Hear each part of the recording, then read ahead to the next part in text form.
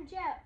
We're going to read Guess How Much I Love You by Sam McGratley and illustrated by Anita Drum.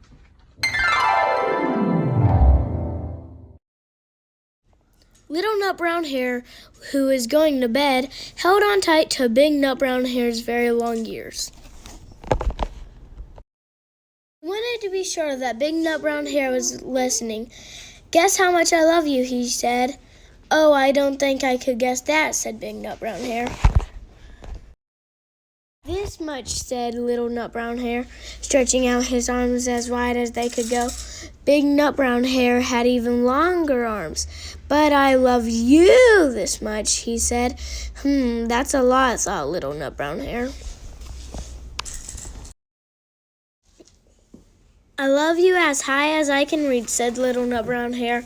"I love you as high as I can reach," said Big Nut Brown Hare. That's very high," thought Little Nut Brown Hare. "I wish I had arms like that." Then Little Nut Brown Hare had a good idea. He tumbled upside down and reached up to the tree trunk with his feet. "I love you all the way up to my toes," he said. "And I love you all the way up to your toes," said Big Nut Brown Hare, swinging up over his head. "I loved you as high as I can hop," laughed Little Nut Brown Hare, bouncing up and down.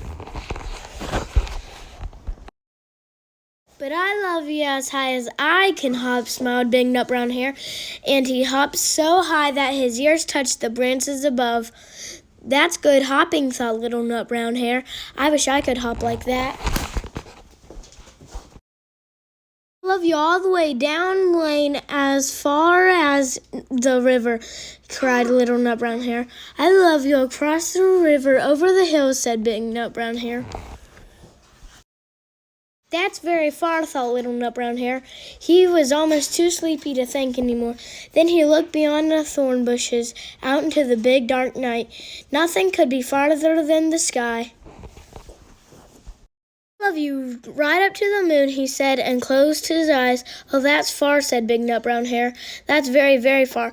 Big Nut Brown Hare settled Little Nut Brown Hare into his bed of leaves.